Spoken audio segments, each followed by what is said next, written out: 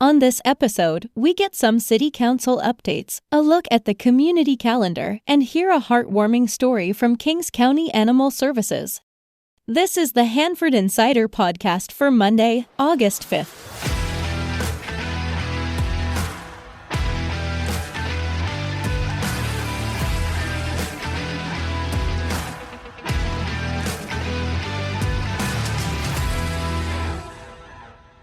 Hey everybody, welcome to this episode of the Hanford Insider. I'm your host, Rob Bentley. Thanks for listening.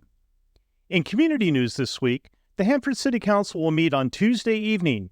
At the 4 o'clock study session, the council will receive an update regarding the possible expansion of Hidden Valley Park, including a peek at some of the conceptual drawings based on community input. The project will be an expensive one, and there's currently no funding. But it's important to have these plans ready in the event of a big grant that comes through like it did with the Heroes Park that's going in off Grangeville 9 1/4 in a few years. The regular meeting will start at 7 p.m. Some of the items on the agenda include approval of an emergency engine replacement for one of the Hanford Fire Department trucks, a public hearing to discuss the zoning designation on the northwest corner of Grangeville and Centennial Drive for a future development, and with the success of the Winter Wonderland, the city will be purchasing an ice rink and Zamboni this year instead of renting. According to the proposal, the purchase of the ice rink has an excellent return and long-term investment in the future of Winter Wonderland event for many years. As a result of this purchase, future event expenses will be reduced by over $100,000 annually, providing solid financial sustainability. After 3 successful seasons, the Winter Wonderland event has become a regional destination within the southern San Joaquin Valley. Last year, it drew over 110,000 visitors, solicited strong sponsorship support from local businesses, and created memorable holiday experiences for families. This year's edition of the Hanford Winter Wonderland will open November 23rd and run through January 12th. If you're interested in getting involved, contact the Department of Parks and Community Services. The City Council was scheduled to have a discussion at this meeting regarding revisions to the canine handler policies, but due to litigation, they had to postpone the discussion. They did announce that a plaque has been installed in the lobby of the Hanford Police Department honoring canine officers, that you can visit the Hanford PD station to view the new plaque 9 to 5 Monday through Friday. Speaking of the police department, they've announced the formation of a Citizens Police Academy. The academy, meant to educate Hanford citizens in the operations and practices of the department, includes over 20 hours of skilled and professional instruction delivered in weekly 3-hour sessions. To enroll, they require 6 consecutive Thursday evenings from 6 until 9 p.m. The first academy begins Thursday, September 19th. Head to hanfordca.gov/citizens for more information on how to apply. We began this podcast back in August of 2023 with a great interview about the Church of the Savior Soup Kitchen. Some situations have gotten better, but they are still in need of some of the many basic items. Their inventory is running low. The soup kitchen served nearly 6,000 meals just last month alone, and the numbers just continue to climb higher and higher.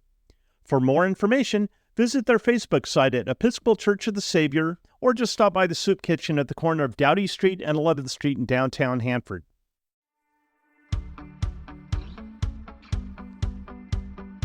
Here are some things coming up on our community calendar.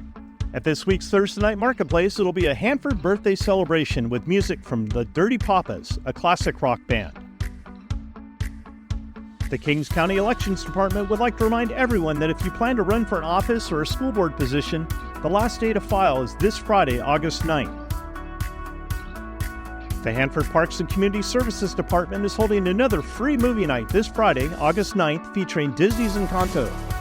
This month's movie night will be held at the Longfield Center on Doughty Street. The movie begins at dusk, but you can set out your lawn chair and blanket early and enjoy some of the vendors that'll be there. The King's Art Center is currently presenting the Marty Weekly exhibition. The exhibition runs through September 1st in the Marcellus Gallery. For more information, visit kingsartcenter.org. The City of Hanford will be holding a grand opening of the Earl F. Johnson Park play structure on Saturday, August 10th at 9 a.m. Everyone is invited to come and see the new improvements to the park. Also on August 10th, the Battle of the Dojos, which is a mixed martial arts competition, will be held in the Hanford Civic Auditorium beginning at 10 a.m. Another activity that morning is the Hanford FFA Cornhole Tournament to benefit the trip to the convention. The event will be held at the District Farm on the corner of Centennial and Greenfield. This is an adults-only event. For more information, contact Lily Pimentel at 559-707-3508. The Hanford High School football team will be holding their 5th annual kickoff dinner and Hall of Fame induction night on Saturday, August 10th at the Hanford Fraternal Hall. There are just a few tickets remaining. Being inducted into the 2024 Hall of Fame this year are John Gianola, receiver, Rod Fidiausi, lineman, John Clark, linebacker, and Danny Coolin, who has served as announcer for quite a few years for the Bullpups.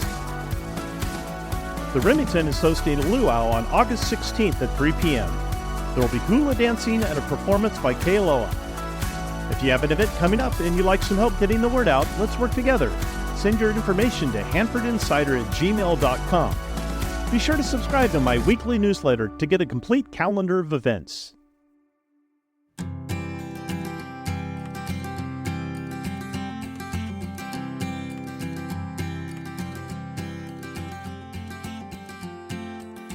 Well, we know that animal services is an important part of any city, community, and we are fortunate to be here today with Ashley Sodini, who is the manager of the Kings County Animal Services Department, and Cindy Fernandez, who is the outreach coordinator. Welcome to the show. Thank you for having us. So, Ashley, can you tell us a little bit about the Animal Services Department in Kings County and what role it serves in the service to Kings County?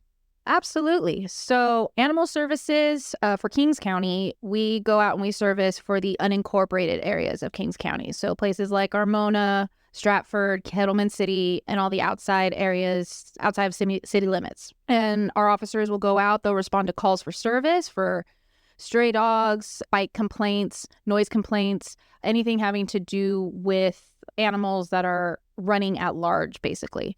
And sometimes if people are having an issue with other dogs that may not be running at large, but there's an ongoing issue for some reason. The shelter here, we shelter animals for the unincorporated areas, the ones that our officers pick up. But then we also have a contract with Hanford City and Lemoore City. So they have their own animal control officers that'll go out for calls for service, much like ours do. But we house their animals here. So they'll bring them here for people to reclaim or to adopt. So it's a good partnership with the outlying areas then. It is, yeah. Very good partnership. So Ashley, can you tell us a little bit about the spay and neuter program that you have for cats? Yeah, so currently we do offer spay and neuter, low-cost spay and neuter for the public for their cats. At the moment, it is $60 per cat. And we have a website online where people can go to request an appointment. It is very limited space because the vet that we do have that's offering the service for us only has so much space to give. So we have about 20 slots per week. People need to get on there right away if they want to get the appointments. They go pretty fast. Lots of people wanting to get their cats fixed for a really good price. $60, you can't beat that. And that includes a rabies vaccine. So, you go to a vet to have that done, and it can be pretty costly. We're lucky enough to have a vet that will do it for a lower cost for us. So what other types of services do you offer for animals that are coming into the shelter? Well, as far as for the public, we do offer microchipping for $10. We love microchipping, super important. That's what gets dogs home. So if you ever have a dog that gets away from you, and you don't have a microchip, might want to consider that because that is the best way to get a dog back home. We also offer licensing for the unincorporated areas. Again, Armona, Stratford, Kettleman, all that. The licensing is for rabies. So once you get your dog their rabies vaccine, you show proof of it to us, proof that your dog is fixed, and we'll get you a license. So that takes a lot of medical care for pets. And I know that we had spoken earlier about the crisis in veterinarians. There simply aren't enough vets to go around. How does that affect you? Mostly it's when dogs come in with medical issues. So we have to take in all stray dogs. And a lot of times we're getting injured dogs of varying degrees. And so we work closely with a few vets in our area to get them the medical care that they need, especially because, if these dogs are owned, we want to make sure that before they go back to their owners and they're injured, we know what's going on so we can tell the owners. But outside of that, we don't want to house or keep dogs in any sort of pain. If they need something seen to, we got to get that done. But because of the limited amount of vets that are in this area, it can cause issues as far as like getting them in to be seen, and also money. As much as our vets that we use are great with us and they know our struggle, it still can be costly to help every single animal with some sort of medical emergency. So you mentioned some of the limitations that you have with veterinarians, and I would imagine the facility has needs as well. What does the facility here manage and look like, and what are some of the limitations that you deal with? Biggest limitation would be space. We wish that we could keep every single animal that comes through here, but at the moment we only have 50 kennels, and there's a lot more dogs out there than we can house in 50 kennels. And we're putting like at least 2 dogs to a kennel to try to keep them engaged, for one, so that they have a friend, but also to try to keep as many dogs as we can. So that would be the biggest limitation, is just the space factor. Other limitations would just be, it's an old facility. It's at least 70 years old, just brick that's breaking apart, and not everything works like it should or can. And so it's a lot of times we're trying to keep things going as well as we can. Fans, it's summer, it's super hot. We can only do so much with swamp coolers, which it's the best thing that we can use in our buildings, but that can only do so much. So it's fans all over the place. And when we can, putting pools in the kennels for the dogs. Biggest limitation is. Well, Ashley, you certainly have an amazing staff here at the Animal Center doing amazing things, it sounds like, and we're very fortunate to have you.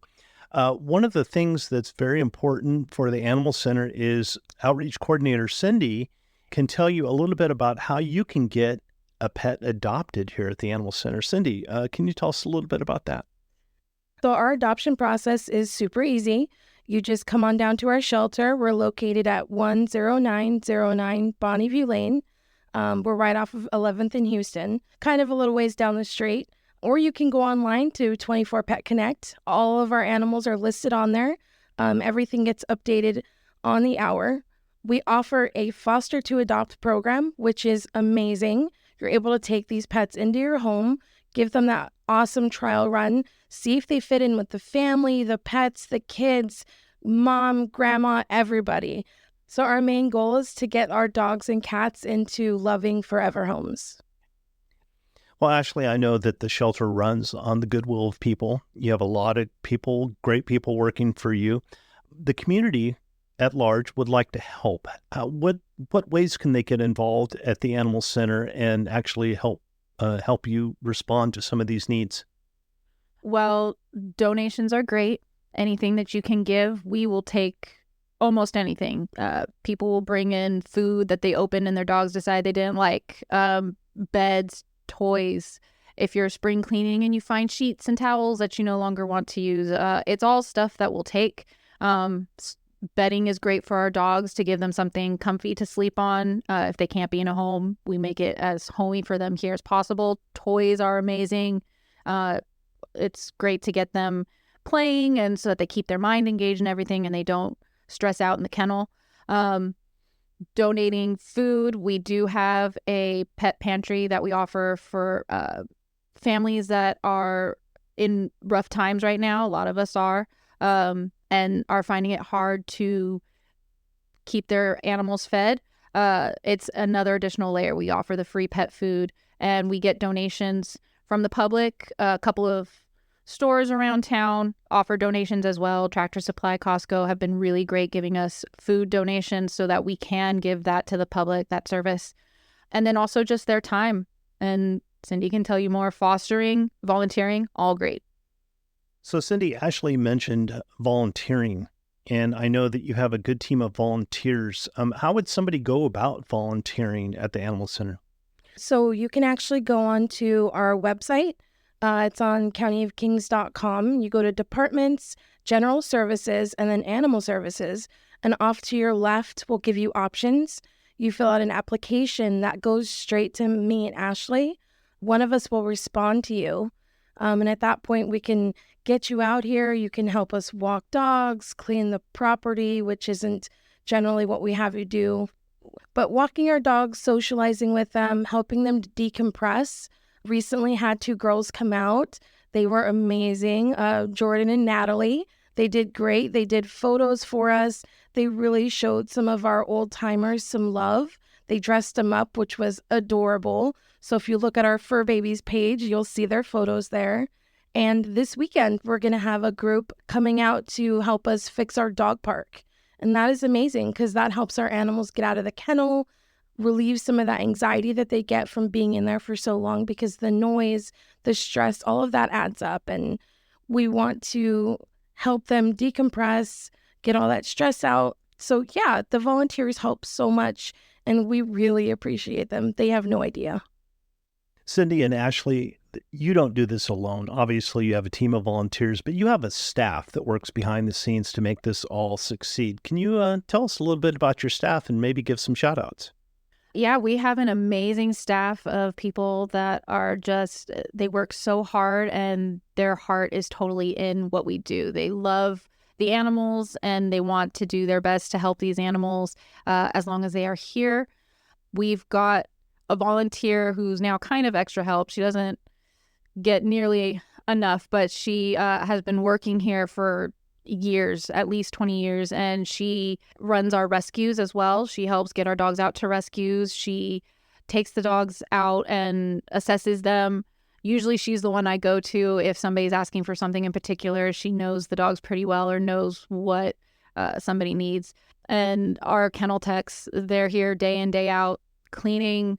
It's a thankless job. Someone's got to do it, but they're here to make sure that our kids are clean and happy and comfortable as much as possible. Nobody wants to be here. Nobody wants the dogs to be here. I wish we didn't have this job, but if they have to, at least we can provide them with as much comfort as possible.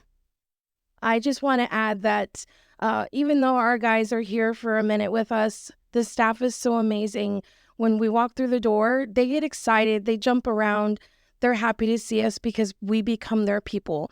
We're happy to be that. We're happy to be here with them every day. But you can help. You can adopt. You can foster. You can volunteer, and you can make that difference. I'd like to thank both of you for coming on the show. This has been a tremendous time, and I appreciate all of the work that you do for the county's citizens. And I know that hopefully your phones will be ringing off the hook for volunteers, and your website. You'll get a lot of adoptions coming up. So thank you. Thank you so much for coming out. Thank you. We really appreciate you coming out. I really enjoyed meeting Ashley and Cindy. Their love for animals is very apparent. I have a deep admiration for people who are involved and take care of animals in our community. If you're in search of a pet for your family, look no further than our local animal shelters. My family was so blessed by our shelter dog, Basie, that we adopted years ago. Along with the Kings County Animal Services, there are places like the SPCA and Valley Animal Haven, just to name a few. They all would benefit greatly from our generosity. Most of them have Facebook pages and websites that you can follow to learn about their needs. Well, that's all the time we have for this week's show. Next week, Hanford will be celebrating its 133rd birthday, and I've invited local historian Michael Seamus to come on the show. He and I will talk a little local history and answer some of the most commonly questions people have wondered about. If you have a question you'd like answered, send me an email or text and I'll be sure to include your question in our discussion. If you enjoyed this podcast and you'd like to support, you can go to buymeacoffee.com/Hanford Insider to make a donation. If you'd like to join the Hanford Insider email list, stop by my website at hanfordinsider.com to sign up for updates. You'll also get an exclusive copy of my newsletter in your inbox each week. You can send me feedback by voicemail through the website by clicking on the microphone icon. I'd love to hear from you. Your comments may even be shared on the show. I also need your help getting the word out about the show by liking and sharing on social media or telling a friend. For more information about the show, you can find this podcast on Facebook, Instagram, Threads, X, and YouTube at Hanford Insider. If you have a show idea, be sure to email me at hanfordinsider@gmail.com and I'll look into it. Thanks for listening. Stay cool and have a great week.